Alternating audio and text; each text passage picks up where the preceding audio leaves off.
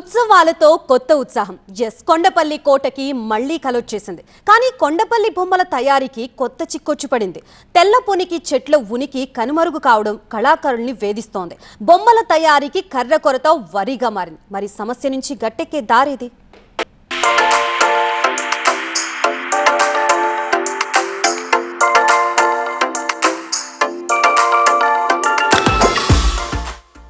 కొండపల్లి బొమ్మ సృజనాత్మకతకు నిదర్శనం, నిలువుటద్దం. Made in Kondapalli బొమ్మ దునియాలోనే సింగిల్ పీస్.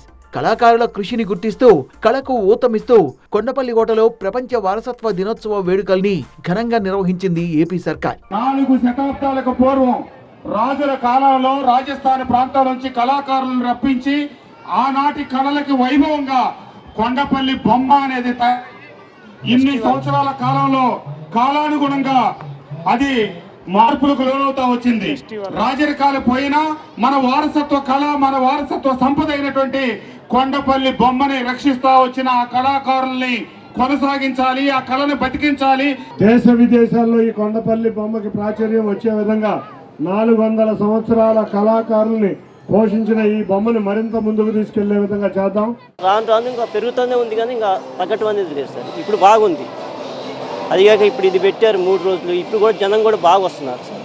ఇప్పుడు ప్రభుత్వం వారు కూడా ఇలాంటి కార్యక్రమాల్లో పిలిచి మాకు అవకాశం ఇస్తున్నారు కనుక మాకు ఇట్లాంటి అవకాశాలు ఇవ్వాలని నెలకు 10 ప్రోగ్రాములు ఇస్తే మేము బాగుపడతామని ఆశిస్తున్నాం. కొండపల్లి బొమ్మ అనేది కేవలం ఒక బొమ్మ కాదు, అది ఒక భావం. కొండపల్లి బొమ్మ అనేది కేవలం ఒక వస్తువు కాదు, అది ఒక వారసత్వం. తెల్ల పొనిక చెక్కని మీ చేతికి అందిస్తే దానిపైన మీరు పెట్టిన ఉలి వల్ల దానికి ప్రాణం పోసి దానికి రంగులద్ది ప్రపంచ ప్రఖ్యాతిగాంచిన కొండపల్లి బొమ్మను తయారు చేసే మీ విద్య స్వయంగా దేవుడు మీకు ఇచ్చిన అదృష్టం. అది కొండపల్లి బొమ్మల వైభవం. వారసత్వ ఉత్సవాల్ని నిర్వహించడం వెనుక భావం. కొమ్మ చెక్కితే బొమ్మ, కొలిచి మొక్కితే అమ్మ. చేతులెత్తి మొక్కే దైవం కొండపల్లి బొమ్మల రూపంలో కనిపిస్తుంది. కానీ 4 శతాబ్దాల చరిత్ర ఉన్న ఈ కళకు ఇప్పుడు సమస్య ఎదురైంది. బొమ్మల తయారీకి ఆధారమైన కర్ర దూరమవుతోంది. 400 ఏండ్ల చరిత్ర కలిగిన కొండపల్లి బొమ్మలను తెల్ల పొనిక కర్రతో తయారు చేస్తారు. కానీ ఇప్పుడు కొండపల్లి రిజర్వ్ ఫారెస్ట్లో ఆ చెట్టు కానీ కర్ర కానీ దొరకని పరిస్థితులు నెలకొన్నాయి. అసలు ఈ కొండపల్లి బొమ్మలను తెల్ల పొనిక కర్రతోనే ఎందుకు తయారు చేస్తారు? ఈ కొండపల్లి రిజర్వ్ ఫారెస్ట్లో ఆ చెట్టు దొరకకపోవడానికి కారణాలు తెలుసుకుందాం.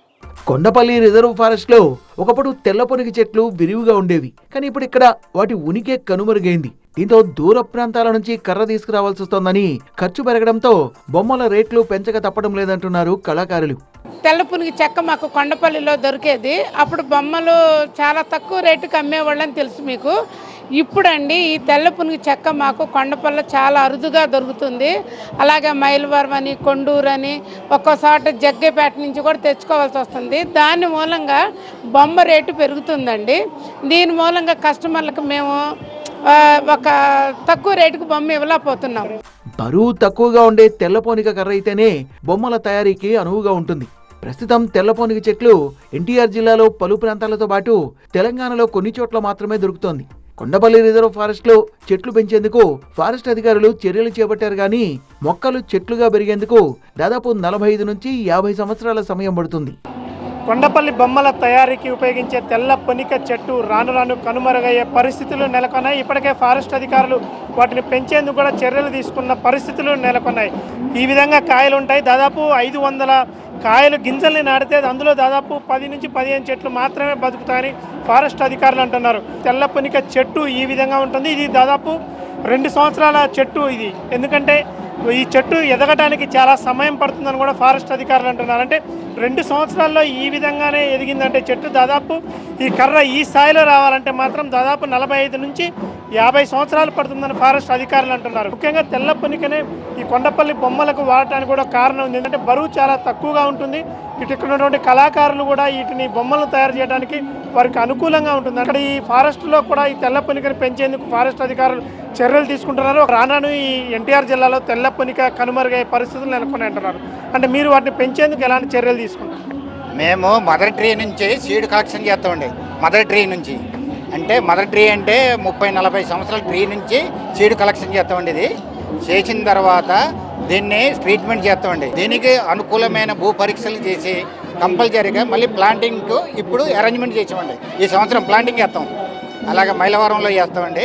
ఎక్కువగా మన ఎన్టీఆర్ జిల్లాలో ఉంది, ప్లస్ మన తెలంగాణలో కూడా ఉందండి. అక్కడక్కడ మనకు తెల్లపునికి నల్లపునికి కూడా ఉందండి. ఎక్కువగా బొమ్మలకి పనిచేసేది తెల్లపునికి. 30-40 కుటుంబాల వారే ఉండేవాళ్ళు సార్. ఇప్పుడు 200 కుటుంబాల వాళ్ళు ఎక్కువగా కళాకారులు ఎక్కువయ్యారు. బొమ్మల పని ఎక్కువగా జరుగుతుంది. మంచి ప్రదేశాల్లో నాటి వాటిని మళ్ళీ అభివృద్ధి చేస్తున్నాం సార్.